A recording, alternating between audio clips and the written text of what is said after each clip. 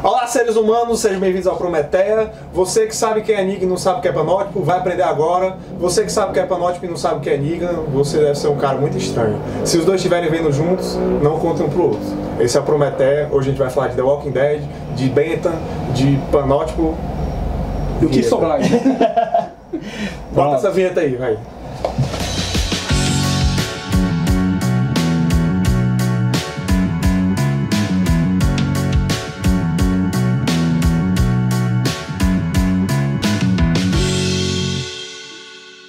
Papo hoje, The Walking Dead, zumbi e Bentham. O que tem a ver? Bom, quem conhece Prometeia, que é quase ninguém, né? Sabe que a gente gosta muito de falar de vigilância, de estados totalitários, ou então da anarquia, da falta de estado, da esculhambação que tem no mundo. Então hoje a gente vai falar de Bentham, que é um filósofo utilitário, a gente vai falar mais sobre ele mais à frente. E a gente vai falar da sua relação, da sua ideia do panótipo com The Walking Dead, especificamente com esse personagem maravilhoso que é o Negan, né? Então vou deixar aí que os rapazes continuem. Antes de mais nada, é bom mencionar que nós tivemos uma série de comentários no vídeo anteriores reclamando, dizendo para nós comprarmos um microfone. Não compramos. Pegamos emprestado o microfone. Está aqui. 3 microfones, nenhum funcionou. Mas ele vai ficar enfeitando aí. Mas nós estamos ouvindo vocês, continue mandando comentários. É pena que vocês não conseguem ouvir a gente direito, né? Mas aí a gente vai tentar resolver. Beleza. Quem é Negan, Alexandre? Bem, Negan é um personagem de The Walking Dead, que é um quadrinho do Robert Kirkman, Tony Moore e Charles Adlard. Ele é um personagem que vai suceder depois o grande vilão que tinha na saga, que era um governador. Ele é parte de um grupo chamado Os Salvadores, que eles sempre tomam uma comunidade e exigem a metade dos recursos dela em troca de proteção. Sabe o que o Negan sempre me pareceu? E depois, com os filmes dos Vingadores, o Negan é o Thanos do Walking Dead. Porque ele é o grande último chefão. Quem vê o Walking Dead, quem lê o Walking Dead, sabe que o Negan foi muito marcante, e é muito marcante. Ele é um vilão tão bem feito que ele é muito amado e até às vezes toma um papel de protagonista da história. E ele tem essa coisa da metade, né, de ser um vilão meio sereno, que às vezes ele é muito ameaçador e às vezes ele é um cara que quer ser teu amigo, e pô, o cara tem até uma certa razão aí no que ele tá falando. Não, eu acho que é tão marcante assim que, por exemplo, a adaptação do quadrinho para o serial de TV, eles têm uma certa tendência a mudar o personagem, a adaptá-lo. É importante ressaltar que o quadrinho é diferente da série. Muitos personagens que estão presentes já estão mortos no quadrinho, ou o contrário. Mas o Negan ele tem muita coisa que... Pois é, o Negan é muito pouco modificado na adaptação que foi feita pelo personagem dele, do Jeffrey Dean Morgan.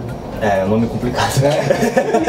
Jeffrey Dean Morgan. Jeffrey Dean Morgan, é o famoso cara que fez vários papéis, mas ninguém sabe o nome dele, até o Negan, né? Porque ele é o pai dos Winchester, do Supernatural, ele é o pai do Bruce Wayne, e ele sempre é confundido com outros atores, porque ele parece muito o Javier Bardem, e às vezes a pessoa acha, é o Homem de Ferro. Não, é o Negan. É verdade. Caramba, ele parece. Mas descobri agora. Mas o que o Negan tem de especial que encaixa com a nossa proposta de falar sobre o panótipo de Bentham? O Negan, ele tem uma característica que é de lidar com os adversários dele de uma forma muito única e sádica, que é meio que adestrar aquela pessoa para que ela seja dócil ou obediente. E na série e nos quadrinhos ele adota uma série de condutas que você fica muito chocado e às vezes até empolgado, porque é uma coisa meio diferente. Numa série que estava já desgastado, já tinha tido, sei lá, 4 ou 5 vilões, já ficava meio que se repetindo, e surgiu o Negan com uma coisa diferente que chamou muita atenção, né? O Negan, ele tem uma coisa que ele não quer exatamente conquistar o território, mas ele quer incorporar ele a toda uma nova ideologia. Eles têm que aderir ao jeito Negan de ser. Essa palavra é muito interessante, ideologia do Negan. Porque ele usa até aquela frase, eu sou Negan, né? Ele faz todas as pessoas repetirem de uma forma que elas se sintam parte da ideologia, até parte dele mesmo, né? Como se elas se confundissem com o próprio Negan, elas passam a ser parte daquele cara, né? Parte da personalidade dele, passam a incorporar os aspectos do que ele mesmo é, né? Dentro da sociedade. O Negan é, com palavras, o que o V de vingança queria ser com a máscara. Mas cara. Ele não precisou mandar pelos correios uma máscara pra caramba. Tá ali a máscara. Tá ali. A máscara. E agora, o que isso tem a ver com Bentham? Nada. Spoiler, cara. Não, assim, Eu espero que tenha alguma coisa a ver com o Panóptico, porque senão a gente tá perdendo tempo aqui. É verdade. Fala aí pra gente, do Bentham. Então, galera, o Bentham, ele foi um filósofo ali que estava na segunda metade dos anos 1700 e no começo dos anos 1800, ali, com o fim da Era Moderna, 1789, Ali, com a né? Revolução Francesa. Então ele estava envolvido em toda aquela atmosfera do Renascimento, do Iluminismo que tomou a Europa naquele momento, né? Ele era um filósofo inglês que defendia o utilitarismo. Então ele é considerado um dos fundadores do utilitarismo. Ele defendia o princípio da máxima felicidade, que defendia que um governo ou as políticas públicas e as atitudes de uma pessoa devem buscar o bem comum da coletividade. Ou seja, devem buscar tornar o máximo de pessoas possível felizes. Então a medida do certo e errado seria a quantidade de pessoas que é tornada feliz por determinadas ações. Faz uma equação, né? Quanto você faz. Por exemplo, mesmo que algumas pessoas se prejudiquem dentro da sociedade em benefício da grande maioria, isso vale a pena. E aí, dentro dessa teoria, ele influenciou filósofos como John Stuart Mill, que foi outro considerado um dos grandes nomes do utilitarismo. E, enfim, foi um filósofo que foi muito importante ali naquele momento do iluminismo, um dos poucos a defender teorias relacionadas ao egoísmo, mas que também foi um grande defensor da liberdade de expressão, da democracia, da liberdade de pensamento, dos direitos das mulheres, até direitos dos animais. Então foi um filósofo que foi muito importante ali nessa época de reação a determinados padrões da sociedade, mas que também defendia essa corrente um pouco polêmica da filosofia. E dentro desse pensamento dele, que é muito variado, sobre diversas instituições, sobre política, sobre economia, sobre o direito, ele vai falar dessa ideia do panótipo dentro do conceito de sistema penal dele, né? A ideia do panótipo é quase meio arquitetônica, né? Porque ele sugere um presídio com uma distribuição assim específica só dele, em que existiria só um vigia, né? um guarda, sendo que ele estaria em um ângulo que os prisioneiros não saberiam dizer quando ele está olhando e quando ele não está. E por isso as pessoas estariam em um estado de vigilância perpétuo, em que sempre estariam sendo observadas e se sentiriam podadas a fazer algo de errado. Porque vai que na hora que ele está fazendo algo de errado, tentando fugir ou algo do tipo, o cara está olhando. Exatamente, ele se relaciona a essa ideia de vigilância constante. Naquela época lá de humanização do direito penal, em que as penas não... foi a transição, até o Foucault fala disso no livro Microfísica do Poder, que a transição da manifestação do poder dos governantes saiu da figura do corpo, do condenado, para atingir a psique, a alma dele. E nesse cenário, o Bentham ele queria ainda uma punição efetiva, ele queria que houvesse uma punição, mas não mais no corpo, na alma. Então como é que ele faz isso? Ele cria o que ele chamou de presídio perfeito, que seria a ideia do panótico. Panótico porque literalmente trabalha com o campo de visão estendido. Você está sempre sendo monitorado. Vigiado, exatamente.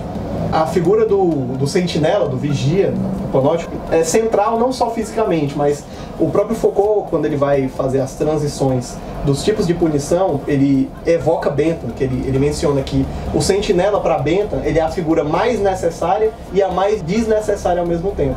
Ela é mais necessária porque para que todo o sistema prisional faça sentido, é necessário que todos os presos se sintam monitorados, que eles vejam que há uma torre central que vai estar ali vendo cada ação deles, cada movimento, e que eles não têm nenhuma privacidade.